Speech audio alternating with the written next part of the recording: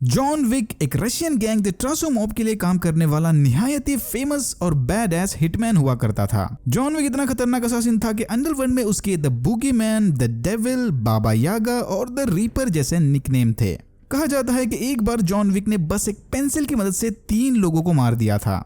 सो हाँ, pretty bad S. But बाद में जॉन ये हिटमैन वाली जिंदगी छोड़कर सारा समय अपनी बीवी हेलन के साथ गुजारने लगा। अनफॉर्चुनेटली हेलन किसी जानलेवा बीमारी के कारण मर गई। हेलन को पता था कि जॉन उसके बिना एकदम अकेला हो जाएगा, इसीलिए उसने अपने मरने के बाद जॉन के साथ रहने उसे एक पपी गिफ्ट किया। हेलन के गुजरने के बाद जॉन अपना सारा टाइम उस पपी यानी डेजी के साथ बिताने लगा, उसकी देखभाल करते हुए और उसे अपनी मसल कार में सैर कराते हुए। एक दिन आउटिंग के दौरान गैस स्टेशन पर जॉन की मुलाकात योसेफ टेरासो से हुई। योसेफ टेरासो गैंग के लीडर वीगो का बेटा है। जॉन विक की विंटेज फोर्ड मस्टांग को देखते ही योसेफ उसका दीवाना हो गया और जॉन से उस गाड़ी की कीमत पूछने लगा, बट जॉन ने उसे वो गाड़ी बेचने से इनकार कर दी। बस फिर क्या था, सटक गई जूनियर गैंगस्टर की। उस रात योसेफ ने जॉन के घर में घुसकर उसकी गाड़ी चुरा ली और साथ ही साथ उसके पपी डेजी को भी मार दिया। योसेफ की जिंदगी की सबसे बड़ी और आखिरी गलती। योसेफ गाड़ी का आइडेंटिफिकेशन नंबर चेंज करवाने उसे लेकर एवरेलियो के गैराज गया, बट एवरेलियो ने वो गाड़ी देखते ही पहचान लिया और योसेफ की मदद करने की बजाय उसे धक्के मारकर शॉप से भगा दिया। जब वीगो ने इसे कॉल करके पूछा कि भाई क्या हो गया, मेरे बेटे को क्यों मारकर भगा दिया, तब एवरेलियो ने इसे बताया कि सर जी, तुम्हारे बेटे ने जॉन विक से पंगा लिया है। जॉन विक का नाम सुनते ही वीगो ने भी अपने बेटे को कूट दिया। रिटायरमेंट से पहले जॉन विक ने वीगो के लिए एक ऐसे इम्पॉसिबल मिशन को अंजाम दिया था जिसकी वजह से वीगो उनका गैंगस्टर एम्पायर खड़ा कर पाया। वीगो जानता है कि जॉन विक जैसे सन के असैसिन के लिए कोई काम इम्पॉसिबल नहीं।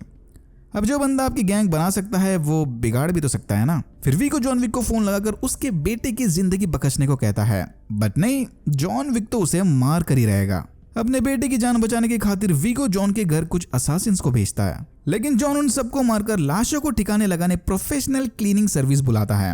यस, इनकी सीक्रेट दुनिया में ऐसे बहुत सारे ब्लैक मार्केट सर्विसेज अवेलेबल हैं। लाशों को ठिकाने लगाकर मस्त घर को एकदम क्लीन करके सारे सबूत मिटाकर चले जाएंगे ये लोग। 100% 5 स्टार रिव्यूज।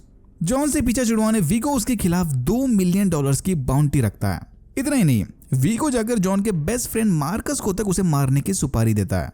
फिर जॉन घर के बेसमेंट में गड़े गोल्ड कॉइन्स और हथियार लेकर कॉन्टिनेंटल होटल पहुंचता है। अंडरवर्ल्ड में अगर किसी से कोई काम करवाना है तो ये स्पेशल गोल्ड कॉइन्स का इस्तेमाल करना होगा। ये इनकी सीक्रेट दुनिया की स्पेशल करेंसी है। कॉन्टिनेंटल होटल इन सारे क्रिमिनल्स का समझ लो एक टाइप का सेफ हाउस है, न्यूट्रल टेरिटरी।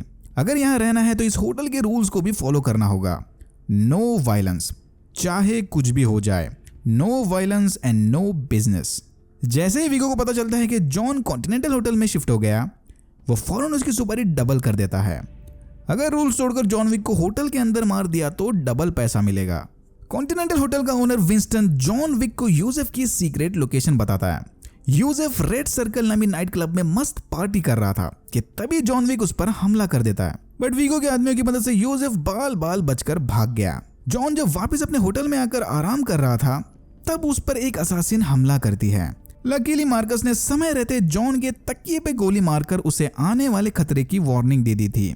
फिर जॉन उस असासिन यानी मिस पर्किंस से वीगो के सीक्रेट बिजनेस लोकेशन का पता लगाता है और उसे कॉन्टिनेंटल होटल के हवाले छोड़कर वहां से चला जाता है। जॉन के जाने के बाद मिस पर्किंस होटल के असासिन को मारकर वहां से भाग जाती है। फिर जॉन वीगो का अटेंशन हासिल करने उसके सीक्रेट अड्डे पर जाकर वहां रखे पैसे और इंपॉर्टेंट डॉक्यूमेंट्स को आग लगाता है। प्लान के मुताबिक मामले की छानबीन करने वीगो अपने आदमियों के साथ यहाँ आ गया, बट वीगो के आदमी जॉन विक पर भारी पड़ते हैं। तभी मार्कस अपने स्नाइपर स्किल्स की मदद से जॉन को बचा लेता है।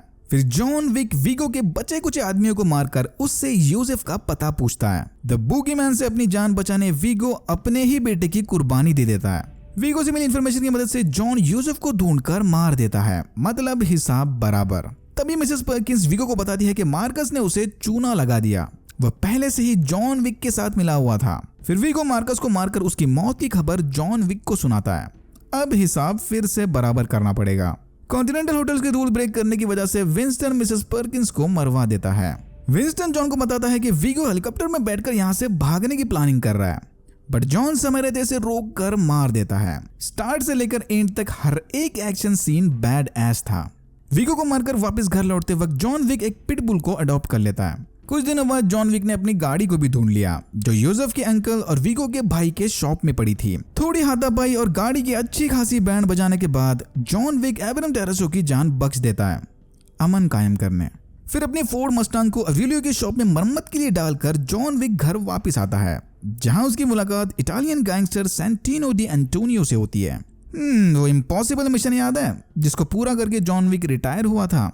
उस मिशन को सक्सेसफुली अंजाम देने जॉन ने डी एंटोनियो से मदद ली थी। मदद के बदले डी एंटोनियो ने जॉन से ब्लड ओथ लिया था, मतलब स्पेशल मार्कर की कसम।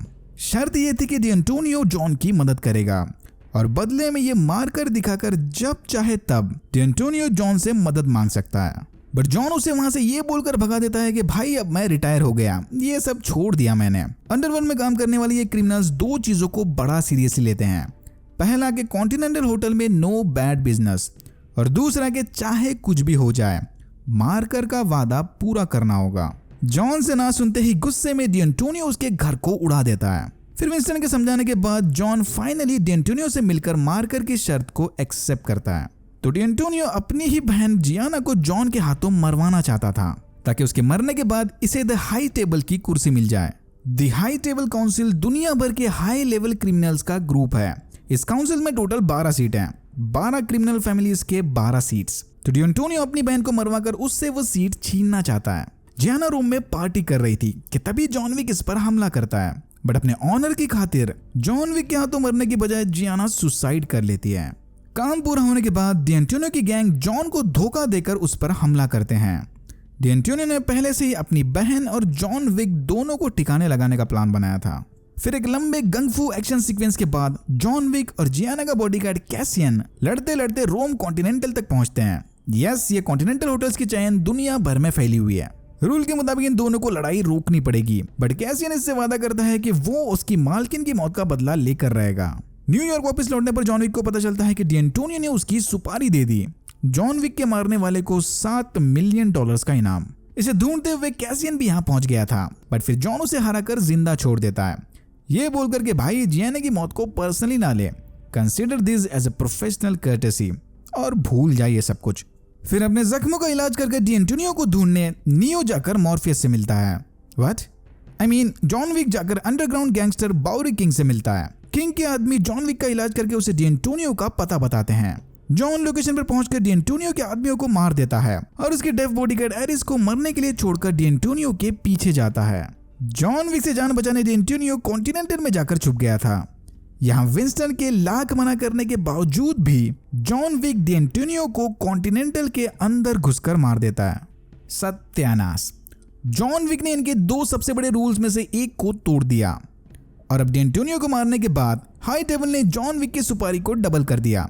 मतलब दुनिया भर के सारे असैसिन्स या कॉन्ट्रैक्ट किलर्स जॉन की जान के पीछे पड़ गए। पुरानी दोस्ती की खातिर विंस्टन जॉन को मारने की बजाय उसे कॉन्टिनेंटल होटल और उनकी सारी सर्विसेज से बैन कर देता है। इतना ही नहीं, जॉन को वहां से भगाने से पहले विंस्टन उसे मारकर भी देता है, प्रूफ कि उसने डी एंटोनियो को दिया अपना ब्लड ओथ पूरा कर लिया। क्या पता, हो सकता है जॉन को आगे इसकी जरूरत पड़े। जाने से पहले जॉन विंस्टन को बताता है कि मेरे पीछे आने वाले सारे असैसिन्स को एक मैसेज जरूर देना कि उन सारों को मैं चुन चुन के मारूंगा। फिर जॉन पब्लिक लाइब्रेरी जाकर वहां छुपाए गोल्ड कॉइन्स, क्रूसिफिक्स और मार्कर को लेता है। बाहर निकलते ही जॉन विक को पता चलता है कि आसपास के सारे असैसिन्स इसकी जान के पीछे पड़ गए हैं। वादे के मुताबिक जॉन रास्ते में आने वाले सारे असैसिन्स को मारकर द डायरेक्टर से मिलता है। फिर डायरेक्टर जॉन से वो क्रूसिफिक्स लेकर उसे बदले में सही सलामत कासाब्लांका पहुंचाने की तैयारी करती है। जॉन कासाब्लांका तो पहुंच जाएगा, बट वो अब कभी द डायरेक्टर के घर वापस नहीं आ सकता। काफी अजीब तरीका है पेमेंट सिस्टम का। द हाई टेबल अपने प्राइवेट जज को विंस्टन और बाउरी किंग से मिलने भेजता है।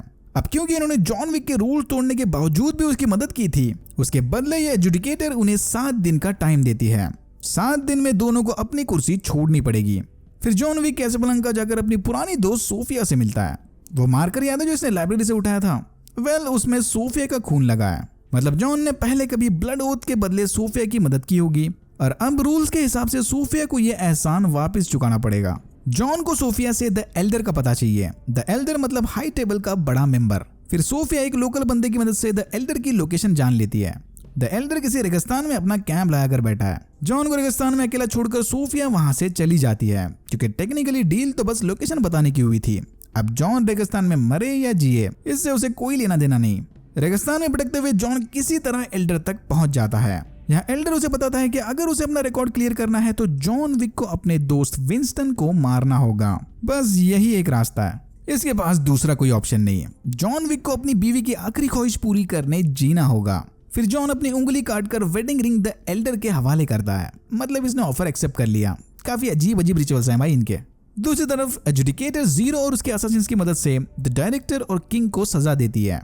जॉन विक के वापस लौटते ही उसका सामना जीरो से होता है। फिर एक बैड एक्शन सीक्वेंस के बाद ये दोनों लड़ते लड़ते कॉन्टिनेंटल पहुंचते हैं।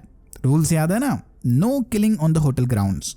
होटल पहुंचकर जॉन विंस्टन से मिलता है। विंस्टन को ऑलरेडी पता चल गया है कि जॉन विक उसे यहाँ पर मारने आया है। फिर यहाँ एजुडिकेटर आकर इन दोनों से उनका डिसीजन पूछती है। ना ही विंस्टन कॉन्टिनेंटल की कुर्सी छोड़ेगा और ना ही जॉन विक उसे मारेगा। दोनों ने अपना डिसीजन फाइनल कर लिया। ये सुनने के बाद एजुडिकेटर एडमिन डिपार्टमेंट को कॉल करके न्यूयॉर्क कॉन्टिनेंटल होटल का स्टेटस चेंज करती है, मतलब यहाँ अब खून खराबा किया जा सकता है। जल्द ही हाई टेबल की आर्मी आकर जॉन और विंस्टन को ठिकाने लगा देगी। बट जॉन विक होटल के गार्ड्स के साथ मिलकर हाई टेबल की आर्मी को हरा देता है और एंड में जाकर जीरो को भी मार देता है, गन्स की मदद से और तलवार की मदद से, जैकेट की मदद से, बेल्ट की मदद से। I mean come on, he is John Wick. लड़ाई पूरी होने के बाद एजुडिकेटर विंस्टन से नई डील करती है। उसे कॉन्टिनेंटल की गद्दी वापस मिल जाएगी, बट बदले में जॉन विक को मरना होगा। ये सुनते ही विंस्टन जॉन विक पर गोलियां चलाने लगता है। जॉन विंस्टन के हमले से बचने छत से नीचे कूद जाता है और फिर बाउरी किंग के आदमी उसे अंडरग्राउंड अड्डे पर लेकर जाते हैं। ये दोनों ही अब हाई टेबल की हरकतों से तंग आ चुके हैं और यहाँ होता है जॉन विक चैप्टर 3 खत्म। अगर आपको वीडियो अच्छा लगा तो please like, share and subscribe for more videos like this. मैंने ऐसे और भी वीडियोस बनाए जिनके लिंक्स आपको डिस्क्रिप्शन बॉक्स में मिल जाएंगे। Thank you very much for watching and I am hoping to see you in my next one.